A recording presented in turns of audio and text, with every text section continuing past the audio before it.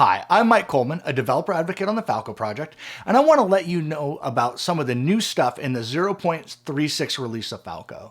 As you'd expect, this release comes with a bunch of brand new features, some long-awaited UX improvements, and a few breaking changes you should be aware of.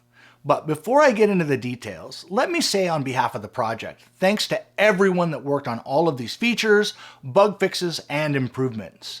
And when I say everyone, I mean everyone.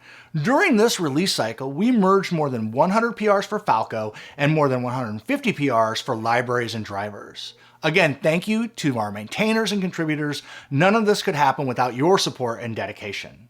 So what are some of these great new features? Well, to start, there is a brand new Falco rules framework and rule set. We have decided to split Falco's rules into three main groups: stable, incubating, and sandbox. Stable rules ship by default and are aimed to provide a good baseline of coverage. Incubating rules are generally aimed at more specialized use cases, and sandbox rules are considered to be experimental. Next, we've also done a lot of work to ensure more robust path detection for executable files. There's a lot going on under the covers here, but a very quick highlight is that Falco's process executable path field now contains a fully resolved path for any given executable, meaning that even if an executable was launched from a Symlink, the field will show the original location of that binary. Another update is that Falco is no longer limiting to fire one rule per event. Now, any given event can match multiple rules. Finally, in our last release, we started signing our container images with cosign. With this release, we are extending that coverage. Starting with Falco CTL 0.6.1, which is shipping with this release, all of the official rules and plugin files are signed automatically and verified at installation time thanks to the magic of cosign in keyless mode. In addition to what I just mentioned, we have some massive experimental features that the community has spent incredible amounts of effort on, including WASM support and the launch of Falco Playground, a web-based tool for testing out your custom rules, which is based on WASM. Also, we have a framework now for kernel driver testing at scale, and a Distortless container image based on Wolfie. So that's the 50,000-foot flyover on what's new. I wish I could provide you with all the details in this video, but alas, we are time constrained. However, fear not, all the detailed information is up on falco.org for your perusal. Okay, with the new additions covered, let's move on to talking about some of the breaking changes.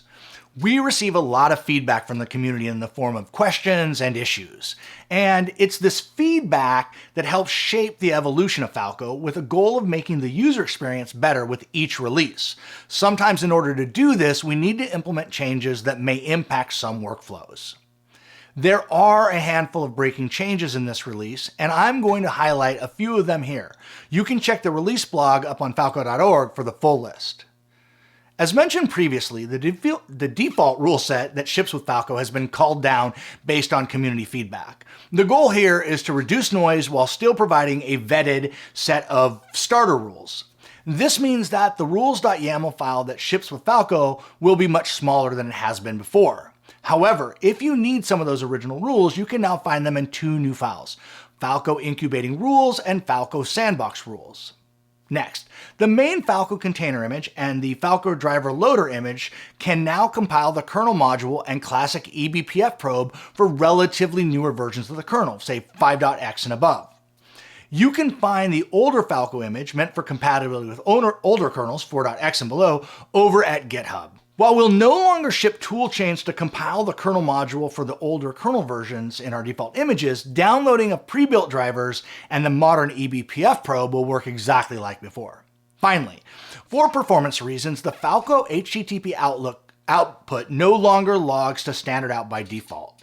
You can set standard out logging preferences and restore the previous behavior via the falco.yaml file. I wish I had time to tell you about everything that went into this release, but we're out of time for today. If you want to learn more, be sure to check the release blog over on the falco.org website. And thanks for watching. And if you'd like to get involved with the Falco project, reach out to us via the Falco channel over on the Kubernetes Slack. Thanks and have a great day.